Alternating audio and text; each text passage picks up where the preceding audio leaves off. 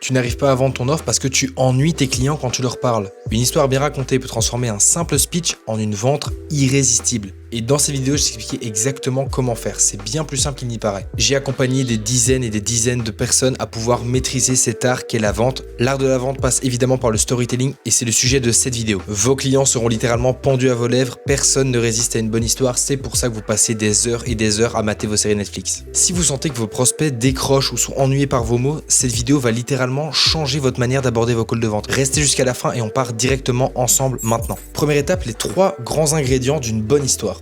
Le premier, c'est le héros. C'est important d'utiliser un héros, soit un client, par exemple pour faire une histoire de cas client, ou alors un personnage connu que tout le monde adore ou que tout le monde déteste. Bref, pour vos calls de vente, je vous conseille vraiment d'essayer de prendre un exemple de client qui ressemble profondément à votre prospect. La deuxième étape, c'est la douleur. Un problème qui est récurrent entre le personnage de l'histoire et la personne à qui vous vous adressez. Et enfin, la troisième composante d'une bonne histoire, c'est la solution. C'est la manière dont l'histoire va se résoudre. Et évidemment, qui est le sauveur? C'est votre produit, votre recette magique, votre manière, en bref, ce que vous voulez vendre à votre prospect. Par exemple, Marc, c'est un entrepreneur qui faisait 5 000 € par mois et systématiquement, tous les week-ends, il ratait les matchs de foot de son fils. Parce qu'il était encore trop dans l'opérationnel, parce qu'il n'avait pas encore délégué ses ventes. Maintenant, en ayant délégué ses ventes, il a pu passer la barre des 30 000 € par mois et surtout, il est carrément devenu entraîneur de l'équipe de foot et il peut assister de 1 à tous les matchs, mais surtout à tous les entraînements. Ça, c'est une petite histoire un peu sympa où vous pouvez vous reconnaître dans Marc ou pas. Quand je vois les statistiques de ma chaîne YouTube, je pense peut-être pas parce que vous avez certainement entre 18 et 35 ans. Bref, vous avez une sorte d'idée de ce à quoi doit ressembler vraiment les 3 composantes d'une bonne histoire. Étape 2, structurez correctement votre histoire.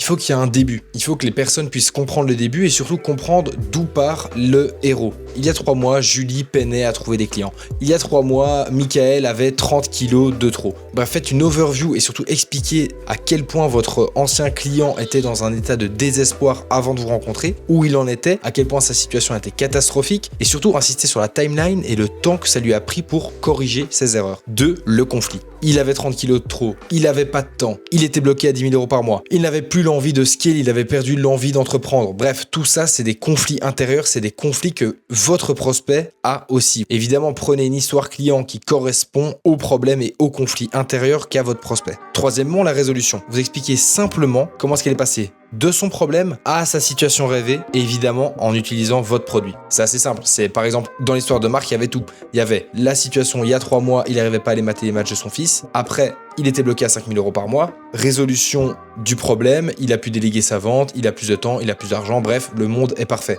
Je vous conseille d'expliquer cette histoire-là à des gens qui sont en dehors de votre avatar client. Si les personnes qui ne sont même pas intéressées par votre produit, qui ne sont pas intéressées tout simplement parce que vous proposez, ça peut être vos proches, ça peut être votre mère, ça peut être votre copine, ça peut être votre copain. Si ces personnes-là trouvent que votre histoire client, elle doit être véridique évidemment, on ment pas à ses clients, mais s'ils trouvent que cette histoire client est intéressante, c'est qu'elle va forcément être intéressante aussi pour la personne qui a en face de vous lors du call de vente. Étape 3, rendez l'histoire crédible. Ajoutez des détails que votre prospect en face de vous peut directement ressentir. Se dire, ok, je ressens le fait qu'il était stressé du fait de louper tous les matchs, que sa relation avec son fils pouvait se dégrader. Bref, tout ça, ce sont des détails qui sont intéressants à implémenter dans l'histoire pour renforcer l'idée qu'il y avait réellement une douleur. Petit aparté, mais si votre prospect s'en branle du temps qu'il passe avec ses enfants, évidemment, n'en parlez pas.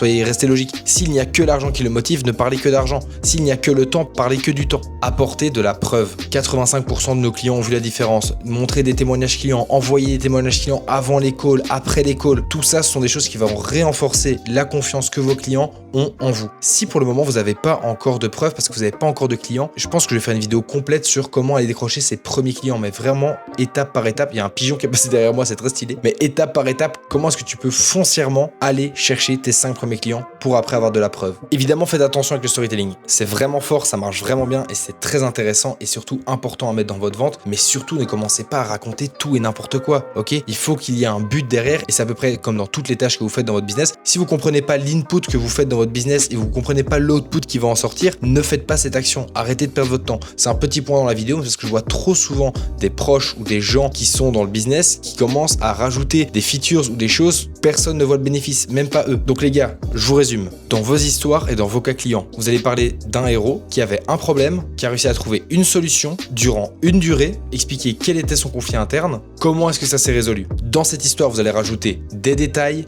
de la preuve et surtout essayez d'ajouter une touche personnelle. Ça va être le dernier conseil que je vous donne, ajouter une touche personnelle. Type, moi aussi j'étais dans cette situation. Imaginons tu es un coach sportif, tu parles de ton retour d'expérience aussi sur ton programme que tu as pu élaborer. Il est basé certes sur l'expérience de tous tes clients précédents, mais aussi sur ta propre visualisation, de ta propre expérience. Et tu es là pour directement relater les faits de ton expertise et de ta transformation chez tes clients. C'est pour ça que messieurs les coachs sportifs, mesdames les coachs sportifs, faites attention à ne pas trop vite déléguer votre vente. Vous êtes votre meilleur argument de vente parce que vous êtes votre première transformation en fait. Vous êtes votre premier client. Donc faites attention à ne pas trop vite déléguer votre vente. À partir du moment où vous avez dépassé les 10-15 000 euros par mois, je trouverai une solution pour vous. Les mecs, je vous ai pas fait perdre votre temps, mesdames aussi. Si jamais vous avez une question ou un problème qui relate à votre business, venez m'en parler sur Instagram et je vous aide. Votre problème sera résolu à la fin de notre conversation. La quantité de personnes qui sont venues et qui ont un problème résolu à la fin des 30 minutes de discussion qu'on a pu avoir ensemble, c'est assez dingue. Je ne fais absolument rien payer. Venez dans mes DM du coup, likez cette vidéo, abonnez-vous, mettez un commentaire, je vous jure que ça m'aide et envoyez cette vidéo à un pote qui peut potentiellement aussi avoir un problème de storytelling. C'était Nathan, merci beaucoup, c'est ciao les gars.